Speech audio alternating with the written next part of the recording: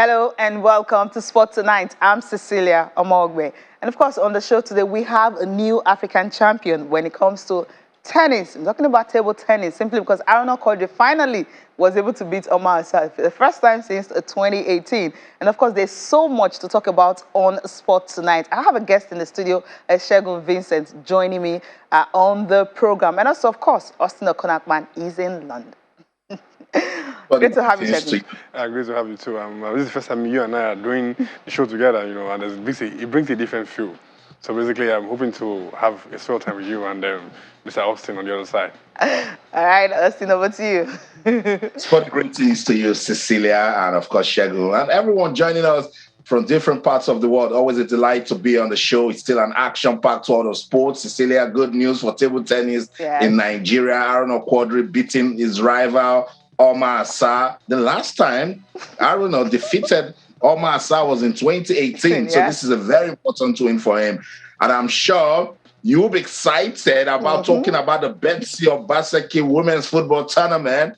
But I don't know if you'll be excited talking about football administration in Nigeria. Okay, we said we want peace, but somehow every time we are seeking or suing for peace or wanting that peace in football, somehow they just throw it in the mud. But then something for us to cheer about this evening is because of what Aaron Okoje was able to do right there in Algeria. Yes, the team event didn't happen because according to story, no money for them to take part in the team's event. But then the singles event, all the other players had to, literally took themselves to Algeria. And Aaron Okoje, of course, historic moment for all of us here in Nigeria because we have to celebrate him tonight.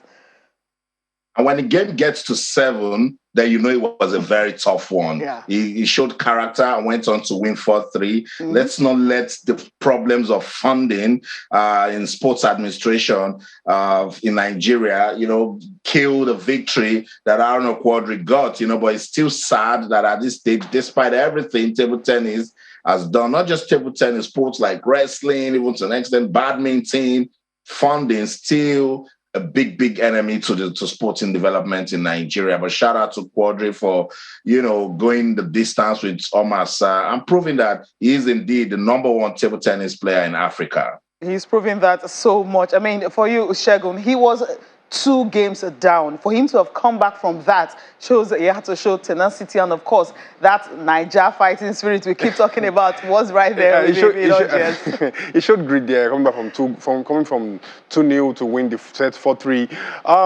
This man has been like his rival. More like the Nigeria-Ghana kind of rival. He has been the rival since 2017 to 2018, and he hasn't won a tournament in the past 4 years. So winning the tournament today is a big statement for him, for Nigeria, and when you get good news, it overshadows the bad news. So so him winning the tournament today was just just something to, because if he didn't win, the highlights will be about the funding and all of that. But at least they can take away the old bad news away from what we have in the federation. But then it's a good one for Aaron Okoje, good one for Nigeria, and a big win for us, at least on the national stage, in the African stage. Of course, we know how good Aaron Okoje is.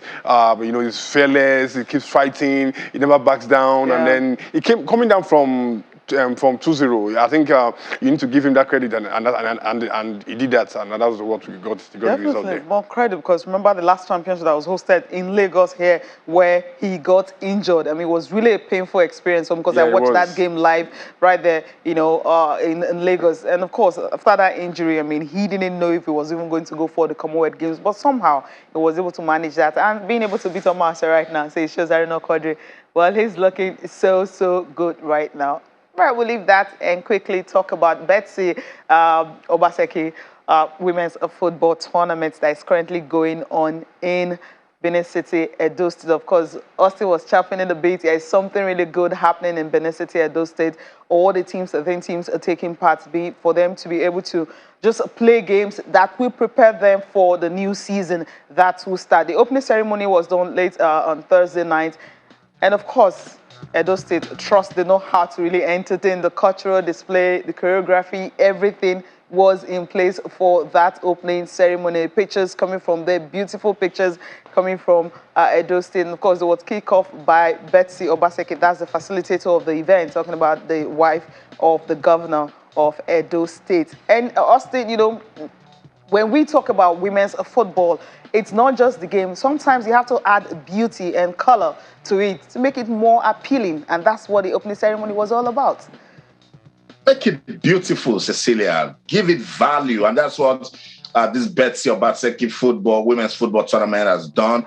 From the first edition, I was wowed with the level of unveiling that it did. And I said, let's keep an eye on this competition and see if they will get better in the second edition. And here we are. Look at it right there, giving it almost the same attention that we get when we talk about men's football. I don't even think we have this sort of unveiling for any men's competition. Yeah. They just go out there and they play, And you see, it goes beyond the competition. You see, now we're not talking about Edo Queens beating Sunshine Queens or Rivers Angels. We're talking about side attractions, create events before the main event. Yesterday, Aisha Falode corroborated to my talk about using football to promote social change. And it's beautiful right there. The unveiling itself, when I saw pictures, I was like, wow. This is what I'm talking about. It's the beautiful game. When you talk about women, it's the beautiful game for women.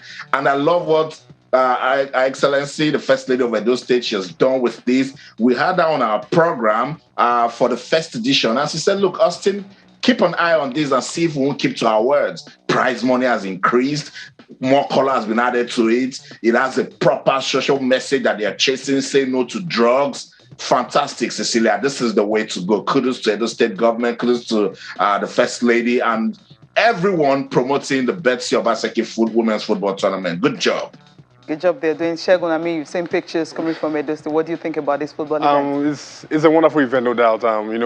What you have there is consistency in their leadership, consistency. You saw the unveiling, saw what happened last year and this year again. And one of the biggest problems we had in Nigeria, especially when it comes to issue of sports like football, basketball, any consistency there. And then doing this last year, the team of last year and the one for this year, there are two different teams. That's to tell you that next year's the team will be different. So there's something to look forward to outside of the football itself. So and it's a good one for that, no doubt, a good initiative, no doubt, from the wife of the governor there. And we hope to see more of this done not only in Edo State but also in other states. And of course, a universal tournament should be done at national level, basically. So that's what I feel about the tournament, the Obaseki tournament. Yeah, hopefully other states can also take a cue from that. Of course, all the clubs participating are really excited to be part of it. For Betsy Obaseki, let's listen to her when she declared the ceremony officially open. The First Lady. Immense pleasure and great honor to welcome you here again for the second edition of the Betsy Obaseki Women's Football Tournament.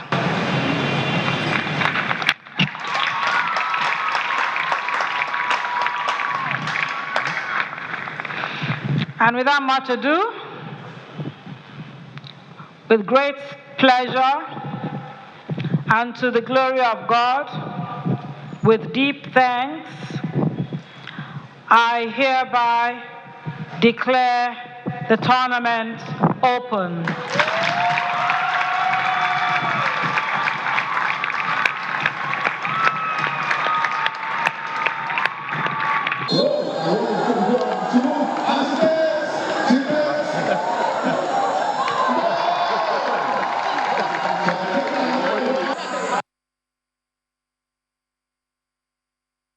Awesome. That's it. The First Lady of Edo State, Mrs. Betsy Obaseki, when she was about to do that official kick, I was like, no, be careful. Wait a minute, but I think she did a good job, and I love the color.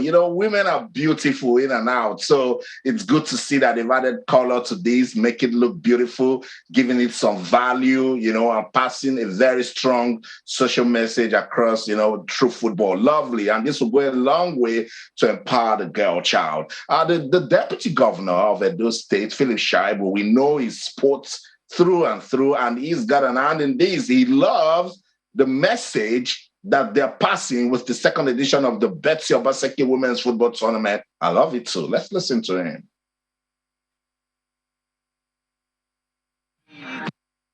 When you look at our young men and women these days, they are and the level of raid and the successes we are seeing by the NDLEA and the public awareness that it has shown, it's something that we have to deal with, because we are going to lose, we'll be losing another generation if we don't deal with it now.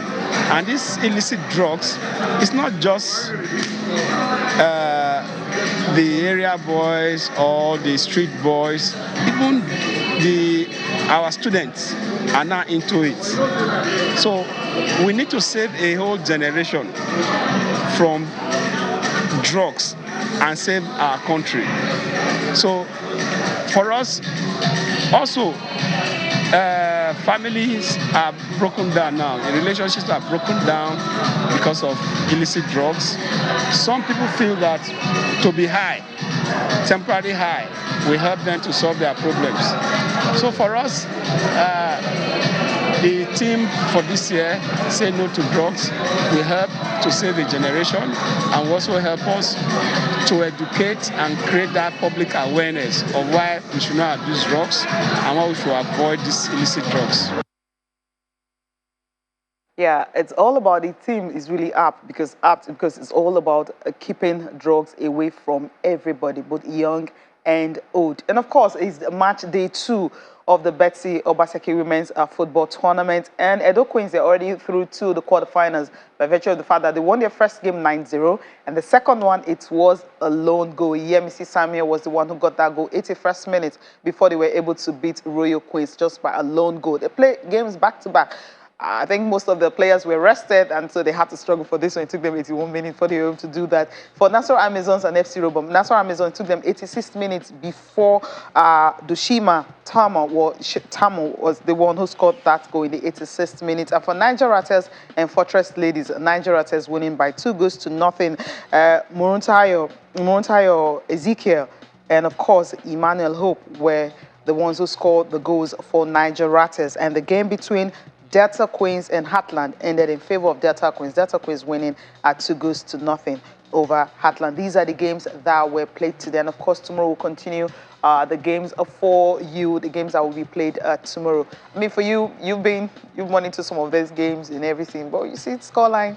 Yeah, a bit respectable, like what happened in the opening day. Yeah, a wonderful results, good results there. At least, you know, a lot of teams are trying to keep it down. But let's say a pounds up for them and for the games coming up tomorrow. A wonderful tournament. We hope to, of course, last year was more interesting, and this year too is interesting. And I'm going to get more results. I'll probably start getting some, maybe not on 2-0s, on 3-0s, or 4-0s, you know, probably.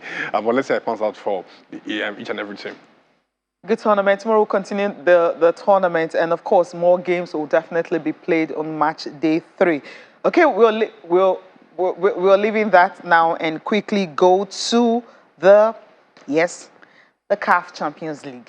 Women, the CAF Champions League. The draw has been done, and of course for Bayelsa Queens, yes, we're not expecting to see that, but what they've done is the fact that they have been drawn against defending champions.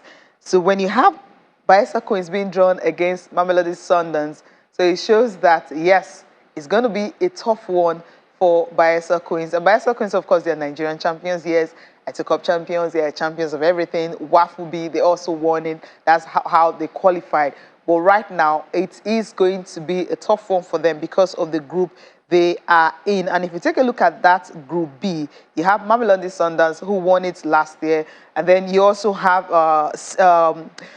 Wadi Dangla from Egypt. You also have Unifac, that's to be decided, as the team from that zone will join them. So for Bayelsa Queens, they are in a group that you take a look at it because of that defending champions, like it's going to be hard for them. But by virtue of the way they played the WAFUB, I mean, not losing any game at all. The only list they had was a goalless game. 17 goals they scored, conceded just 1. It shows that team, they're really ready to go all out. Alfred Okoligo will be joining us on the show also to talk about these, and also the fact that, well, yeah, the story of the administration and the fact that, well, LMC is illegal. But Alfred, quickly, we'll talk about something that will make us really sad, because we thought we were making progress, in Nigeria. But somehow, when you think you're taking maybe 2 steps up, you're taking like 5 or 7 steps back. It happens almost all the time, doing the right thing. But first, welcome to the program. We'll talk about the Women's CAF Champions League, where there is peace. Good evening, Cecilia. Good evening, Shegun. Delighted to be here. Excited, really, to be here talking sports. Like you said, there's so many things happening at the same time, especially when we thought this was the off season. But for the women, Bayelsa Queens, I think they are ticking all the right boxes. If you recall, this is the second edition of the CAF Women's Champions League, and Bayelsa Queens are attending this as Wafu B champions. That is not what the team that represented us earlier, Rivers Angels. They didn't go to that competition as Wafu B champions. They lost in the finals of the Wafu B. Bayelsa Queens just showed what it means to not only travel well, prepare well, recruit well, and the results are showing on the field of play. Yes, you can look at that grouping on the surface to say, okay, because Mamelodi Sundown are in that group as defending champions, it's going to be tough. But hey, you can't win a tournament like this without playing the top dogs. And so, to that extent, I think the Bayelsa Queens have acquitted themselves very well. That Wafubi tournament was an eye-opener. It was more like a stroll in the park for them. They won it outright. There were no arguments of whether if not or buts, or how are we going to go about it. They just showed their strength. They traveled in style. You look at the pictures coming out from their media department. This is a team that has got the full support of the government and people of Bayelsa State. I recall that for Rivers Angels, they shot themselves in the foot. Yes, with all of the things we talk about supporting women's game. If you recall that the inaugural edition of the Women's Champions League, the traveling fiasco and how Rivers Angels got there late, and that is not the case. I think with good preparation and the kind of support that they've received so far, they are doing their things without noise. And I think they stand a very good chance of qualifying from that group and at least getting to the semi-finals of this. I'll be shocked if they exit in the semi-final. I'm expecting them to play the finals of this competition. Talking about the Bayelsa Queens, and of course the group, we have Group A and Group B. Let's take a look at what the group is really looking like. Starts with Group A, where you have Asfar FC of Morocco, the host country, a club from the host country. In Group A, Simba Queens of Tanzania, or in Group A, Buffalo Queens from Green Buffaloes from Zambia. Also in Group A, you have the Tami Girls from Liberia, also in that Group A. And of course, the Group B we talked about, where Bayelsa Queens are defending champions. Mamelodi Sundowns are there.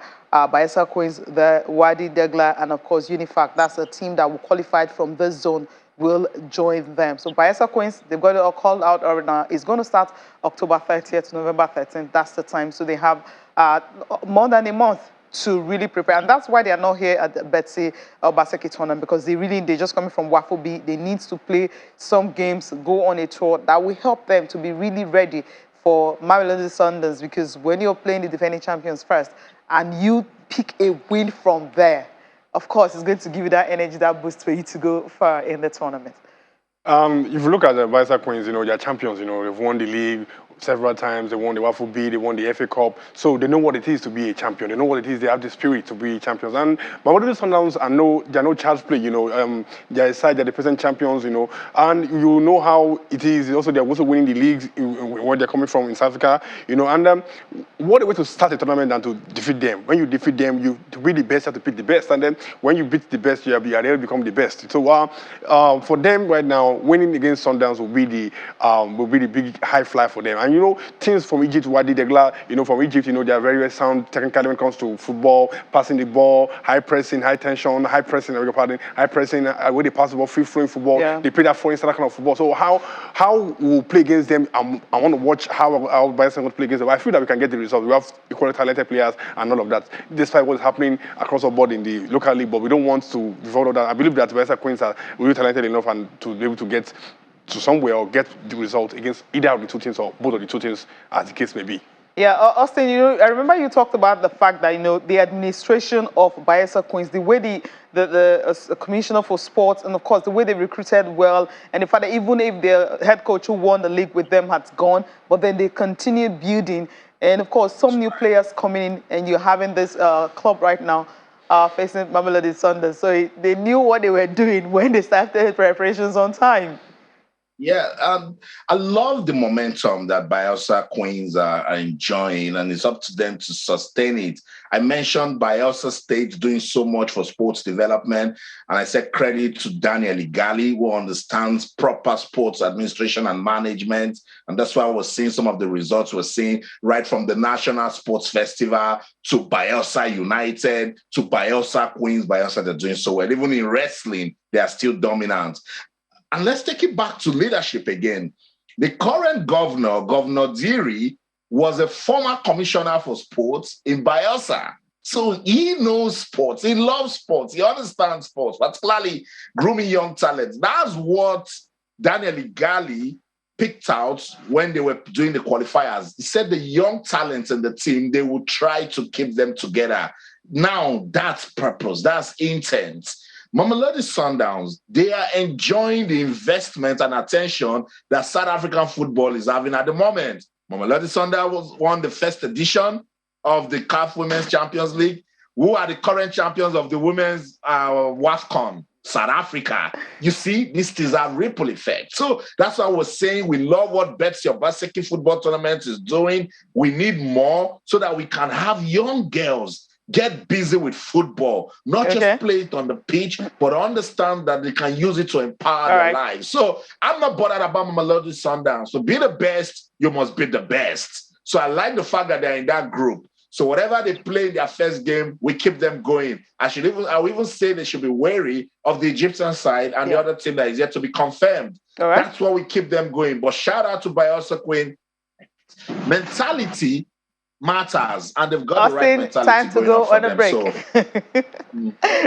right, we need to go on a break. We'll be back after this to talk about what's happening with LMC. It's illegal, and of course, according to the federal government, the NFF will have to, well, kind of disband it.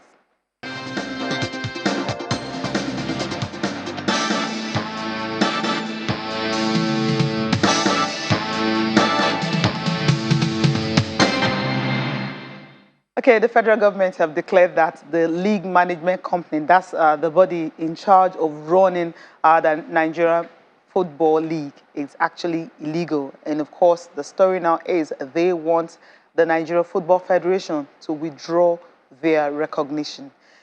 Okay, there are there's so much going on concerning this. I'm going to throw it to Austin right now because every time we talk about administration, Austin and the colleague, we're going to dissect this because something may have happened. Maybe the club owners reported the LMC to federal government or something because, I mean, if you read through what the permanent secretary talked about, they mentioned that statement that, well, high-handedness and you're running the leadership indefinitely and you're not carrying the clubs along. There's a whole lot going on, Austin. You have to take us through that statement coming from the permanent secretary.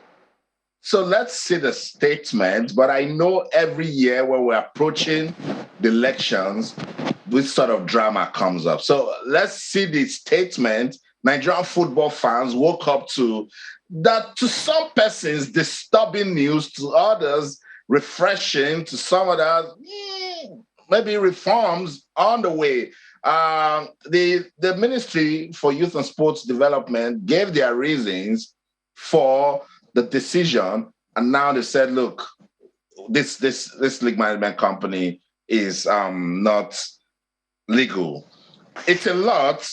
That's why I want us to see that statement so that our viewers can understand where it's coming from. But I've got it right in front of me here. And some of the reasons that the federal government gave is that in view of the several unpleasant incidents regarding the management of the Football League, specifically the declaration of the National Football League, NFL, as an illegal body by the court, the status of the League Management Company, LMC, the NFL successor in title being outside the purview of the statutes of the NFF, the federal government is considered to withdraw its recognition of the League Management Company as the operator of the Nigeria Professional Football League with immediate effect.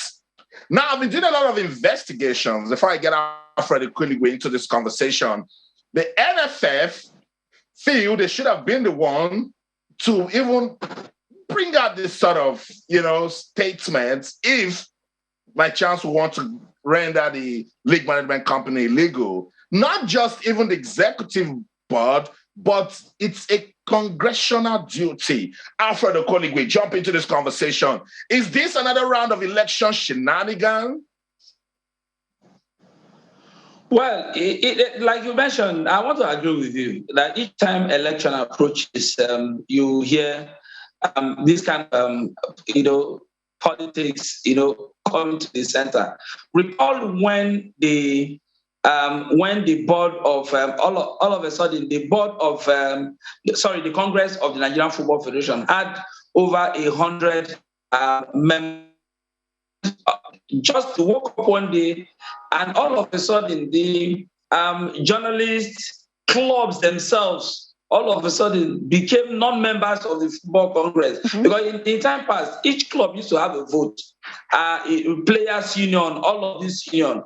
Before you know it, during an election, some people felt that perhaps maybe these clubs are becoming too, they determine who becomes the of Nigerian Football Federation, and you just have to find a way of reducing the Congress, and that was where I think it was under Sani Lulu, bringing the Congress to 44. All of a sudden, the clubs just woke up one day to discover that they are no longer part of the elective Congress. That there's a company, the League Management Company, that is now running the league.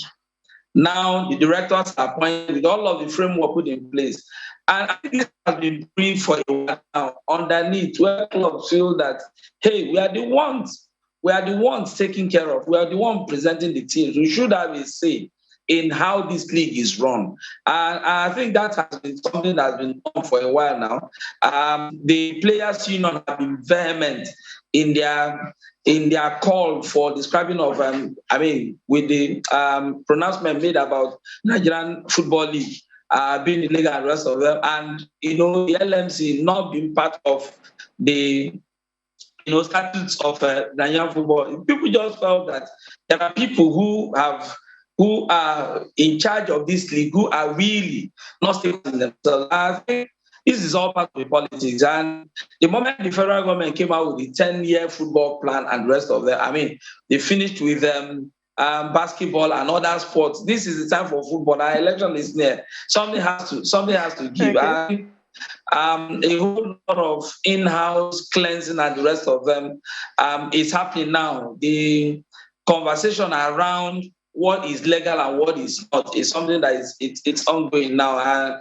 But for me, I think the way the league is, even if you say, okay, those who are the club owners take charge as it is presently, the way Nigerian football is configured for state government, who are the club owners, who are the people to run this league? We know that some of the private sector involvement, is something that we've been crying about to be part of this league. The way it is structured presently, it will be difficult for non-government team to really survive the heat in this league. It is something that it is the government clubs I put that are running the show. So there's a whole lot that needs to be done for a league to. I think for me, anything that will add value to our football and make this league something that will grow organically and make it better. I think it's welcome. Okay, Segun, let me get you involved in this. If you read the state, okay. Mm-hmm. Yeah. Mm-hmm. Before Cecilia comes into it, for instance, the moment Shehu Diko said he was going to contest, we started getting a lot of vibes. Do you think this is a target to some particular individuals? Because I hear from top sources, the LMC, that even with this decision, Owumi still keeps his position, Salihu Abubakar keeps his position, but Shehu Diko, is that because he wants to contest for the NFF presidency? I think that's a big question to answer. We're going to throw that to you because it's very. If you read the statement further, when it according to Ismail Abubakar, that's the permanent secretary from the Ministry of Sport, he said something like, "In order to rescue our domestic football from total collapse." That's the word he's using. So what is being done by the league management company, it's not good enough. Or according to what Austin said, is it because of elections that are coming? It's a total collapse. What was it? To rescue from total collapse. Are we witnessing that, or what's? Because I honestly, I really don't know. And this, for me, is like shenanigans. And then every time there's always something up. And sometimes when we hear local stories like this, it seems like you need to go to a mountain to pray for issues like this to go away, because it saddens our heart, or saddens my heart, and you as journalists and presenters, that we find out that there's always a problem. Maybe when there's an election or something like that. Let them look at the track record from where NFC took over and from now. Let them gauge, are they on the right track? Are there certain things they're not telling us? Because these stories, all these allegations and all these press statements saying all this and that, for me it doesn't make any sense. Because are you saying that the people that are dead are not equipped mentally and the role of leadership to be able to handle the league? The league has its troubles already. And how are they going to take the league from point A to point B? What are the plans? What are these are issues, not just because you want to kill somebody, you want to beat a person, you now kill the person. No, they have to be the same rights. They have to be like put on pedestal. What are the attributes? What are the things they're going to put in place? Because now you're suspending the league now. They don't have any point to come back and say, okay, this is where you went wrong. So because that's how you do it. And second of all, what is the government itself doing intervening in the league itself? In advanced climes, even in South Africa, the government has no business. They only give legislations there. So these are issues we need to ask ourselves. And for us to move forward, especially as a footballing body or as a sports nation in Nigeria, from tennis to basketball to whatever it is, the government has to take its hands off leadership and the administration of any of these our sports for it to move forward. If not, we'll be running around in circles or running in a rat race. And the rest of you know what they say. It never ends. And that's why we're where we are.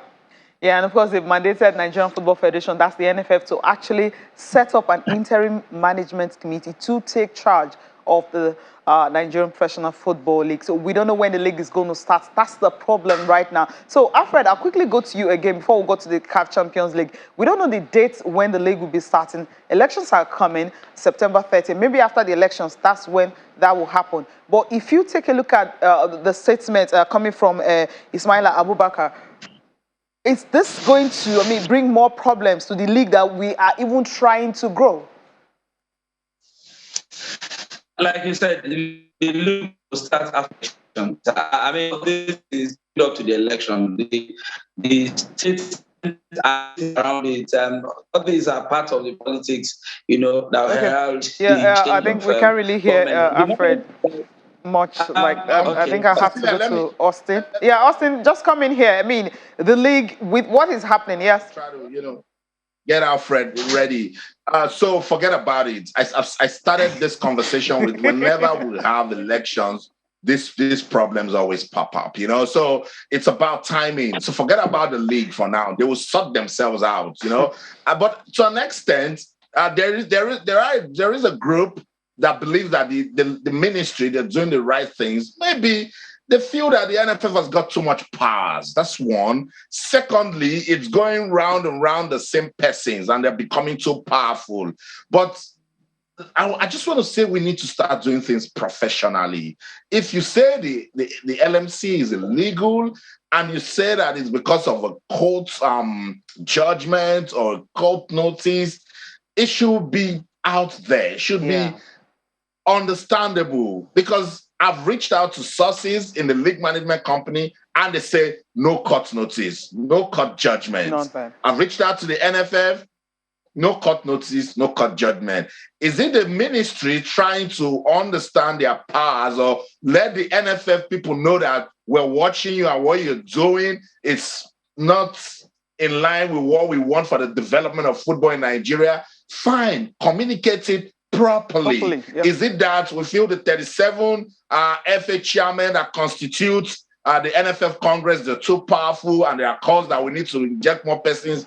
Communicate it properly, because some of those persons will still be part of the system, Cecilia, and it means this problem will linger. For instance, you want to know when the league will start. That's what concerns players, coaches, people who have business in the league. Now they are in the dark. They don't even know what's going on. So it's tough. Administration, once again, proving to be a problem for football in Nigeria. Let's just hope that they get it right this time. What was saying in the media is it shouldn't be targeted at some persons, or don't give us the same election vibes all the time. And then we start wondering what's going on. Let everything be done professionally and let it be in the open. We just want to understand what the situation is. That's what we're trying to digest, and let viewers also understand and know what's the reason behind this. Even though some of us can't understand it, but we're trying to unravel the reason behind it. But then hopefully, since the federal government have made a decision, so it's not left for the NFF to actually set up an interim management committee that will ensure that the league will start on time so our players can play. Because the CAF Champions League, of course, is this weekend. CAF Confederations Cup is also this weekend. And players are not playing football, and they are going to the continent to play. But that's where we are going to next. We'll leave the issue of administration right now and quickly talk about the CAF Champions League coming up this weekend. Rivers United in action, Plateau United also in action, Kwara United in action, Remo FC also in action. That's the CAF Confederations Cup. We'll start off with the CAF Champions League. The preliminary round is starting this weekend. And of course, and when you take a look at the games that will be played, Plateau United will be away in Gabon, and that game will be played on a Saturday. And of course, Rivers United will also, they will be playing at home against the Liberian side, Watanga, and that game will be in Port Harcourt, 4 p.m. Nigerian time. That's on Sunday. Now, these are the things we really want to talk about, not the administrative aspect of it. And hopefully, these teams can fly a Nigeria flag so well. For you, Shegun, I mean, what are the chances of Plateau United getting a win away from home, knowing that, of course, the league is on holiday? Away from home, first of all, the league's on holiday, so it's going to affect the match fitness and how the players will play and all of that. But, there's no excuse anywhere. I feel like the Plateau United, they have the right players, the right mentality. They've won the league before, so they know what it is to go and know how to win on foreign grounds and on force, in hostile grounds, and hostile weather to win games. So they go away from home. I feel like they can get the result. If you're ready, they can get the house in order, get everything in place, and keep, like Austin said, keep the LMC and NFF issue off their head, and face what is in front of them, and I feel like they can get the result in that game. Yeah, Alfred, we'll come to you here if you're ready for us. I mean, Austin, 2 big games this weekend coming up in the CAF Champions League. Plateau United in action, Rivers United also in action. Rivers United, of course, they are Nigerian champions. They won the league, and that's why they are in the CAF Champions League. If you take a look at the build-up that they've had so far, they pulled out of the ITO Cup because they felt this is the time for us to rest. We just won the league. You can't take us to start playing another competition. So they didn't play. We don't know how their preparations have been. There was story they were going to go to Spain and have some other, talking about different friendlies and everything. But Austin, with the way it's going, Rivers United, the good news is, or rather the good thing for the players is the fact that they will be starting their games at home. So that's a bonus and also a plus for them. Austin? Good one for Rivers United. The momentum they're enjoying. And by the way, Cecilia, they didn't pull out of the ITO Cup. The ITO Cup was a mess in terms of administration. We didn't organize it properly, and so clubs started pulling out because we didn't get our acts right with that one. But for Rivers United going against Watanga FC, it will be good to see them sustain what we saw in the league that they won. And Rivers United, in the last 2 seasons, I think they've been trying to make good use of their chance of playing on the continent. So starting at home is a good one. Let us see what they can do. They haven't been so good in terms of traveling. Not just Rivers United, Nigerian teams on the continent struggle when they travel away from home. So with this, it's a good way to start. Let's see what they can do against Watanga and then hope to, build on it. They should try not to concede. Even if you're conceding, I always tell teams, if you're conceding at home, make sure you win 3-1 or 4-1. That keeps you safe. But it's beyond Rivers United and Plateau United for me. I'd like to see what Kwara United can do, because they have also shown some level of consistency in the last 2 years. So you get to see that it's beyond talent. Administration, most of the time, is what is affecting our players. And for them, they understand this is a pathway towards living the MPFL, towards getting football outside the country. So they will give it their best, Cecilia. That's what they have to do. They don't have a choice, giving it their best. Now, Austin mentioned the CAF Confederations Cup. That's where we are going to next quickly, where you have preliminary rounds. Of course, the first leg taking place this weekend. Also, Kwara United will be taking on AS Dunes of Niger Republic. And, of course, they will be playing in Lagos. They can't play at home, but they will be playing in Lagos. Yes, they are playing in Nigeria, but that is not their home ground. They will be in Lagos on Sunday. And, of course, the game between Asfar Club of Morocco and Remo Stars. This is the one everyone has been talking about. Now, for the first time, Remo Stars has gained promotion to Nigerian Professional Football League. For the first time, they're playing on the continent. A privately run club, run well because they have their own stadium. One of the clubs in Nigeria, they have their own stadium. But then they will be going to Rabat, Morocco. And we know what usually happens when Nigerian clubs go to the north and you're going to Morocco. And this stadium is a big one. And we struggle on the travels, first of all. And when it comes to playing in Morocco, going to the north, Morocco, Egypt, these are we like call it hostile. I don't want to call it hostile ground. These are grounds that we struggle, the fans, the atmosphere, the weather. It's like, it's like playing in Anfield, they are like the tough player, the fans are you kind of go all out. And then for Remo Stars, this is a way to make a statement, coming back from the NNL to now the MPFL. If I really wonder if they can get the result there, but I feel like they'll be able to go all out, play their hearts out, and let's say it pans out for them. But I feel like they can really match this Asfar Club of Morocco. We probably can match them pound for pound, probably. Okay, pounds for pound. And this is going to be hard because it's a tough call for me. Austin, I mean, we know Moroccan clubs, how good they are. Remember, their female team also are the ones that are playing in the Champions League, but they are also champions in their own right. So it's a well-run club. And, of course, when the military are involved in stuff, this is usually what happens. So for Remo Stars, do they really have a chance in the north? They do. They do. They've got quality players. Administratively, they're not doing badly. The team traveled via a private charter jet to go to Morocco. Some of the things we don't really see with league football in Nigeria. So you tick some of those boxes. I always say that before you get on the pitch, there are some things you must do to have recorded some sort of victory. And they've done just that. If it is the Remo Stars that we saw in the league that showed tenacity, that didn't respect the big teams, that played with ambition, with purpose, and finished fourth, then we can actually say, they can do something this time around. I didn't talk about Asfar when I was talking about Kwara United because I just want to see if Remo Stars can keep that belief going. And for me, as long as they get the right things done, look, football does not respect anyone. This is football where anything can happen. Just ensure that mentally the players are ready to go out there and play football. And that's what the management of Remo Stars they've done. Okay. They've ensured that they tick the right boxes that can make these guys play good football. The environment is good. Conditioning is good. Administration is good. We're not hearing of players' welfare being a problem. The players are comfortable playing for Remo Stars. What's remaining is to go out there and make a name for themselves. And I think that's what they're going to do against Asfar. Let's wait and see. Is this weekend CAF Confederations Cup? See what they will be able to do.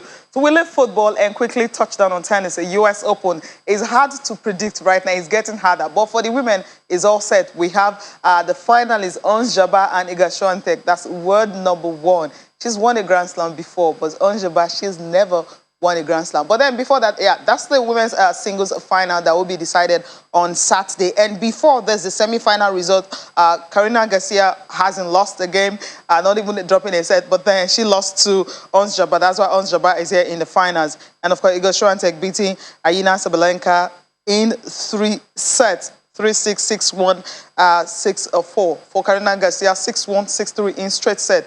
Easy for her. But right now, she's going to visit Iga Swiatek in the finals. This is going to be hard for her. She was in the finals at Wimbledon. She couldn't win. Second time lucky this time around the US Open? Yeah, of course. It's going to be a tough game in the finals. You see Ons Chapa, making the Nigerian, he gets athletic. I think for them to get to the finals, is a win for them. But although it's not actually the real win, but at least getting to the finals, getting to the preliminary stage and all of that, to the semi-finals and now to the finals. Of course, winning. She won. I beg your pardon. Won 2 on straight set. So that's to tell you how tough she's going to be. And then Iga Swiatek, she's been around the block for a while. She's been here and there, and then Ons Chapa just making a debut. So I want to see how the match will go by, but I think Iga Swiatek is going to has the upper hand here because of the experience that she's been getting to the final. Obviously, for the men's singles semi-final fixtures tonight, Karen Ashanov and Kasparov, the game is already going on. For Carlos Alcaraz and Francis Tiafoe, that game will be about 12 p.m. Nigerian time. That's if Karen Ashanov and Kasparov will not take us to, if they win 3 sets, but we take us to 5 or 6, okay, about 5 sets. It's going to be a hard one for them. Austin, quickly, let's just wrap this up. For you, tennis, before we leave the show, we just have 1 more minute to wrap it up. Ons Jabeur and Iga Swiatek, who's your money on? Yes. I'm terrible with making predictions, particularly with final games, but it will be a beautiful story if Ons Jabeur can win it because she has shown us consistency back to back. Okay. I told you she was so close for Wimbledon, so... she's African, so if I say she'll win now, people might say, Austin, you're biased. Iga Swiatek and her quality, very difficult, but Sabalenka, shout out to Sabalenka because she pushed Iga Swiatek all the way. She played good tennis. So if you check who is in a better condition, because Ons Jabeur had an easy semis, I might just be, in good form to go all the way. So Cecilia, let the best woman win. It's difficult. We gotta go. Let the best woman win, but it's good to see an African player win the Grand Slam. Still gotta go, so we'll leave you.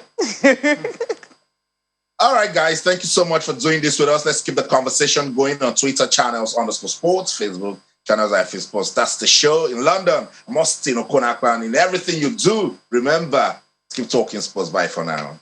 Vincent, thank you so much for coming on the program. Thank you very much for having me, and I hope to have we do the program together the next week, my race. All right. Thank you so much for watching. I'm Cecilia Mogbe. Have a good night, guys.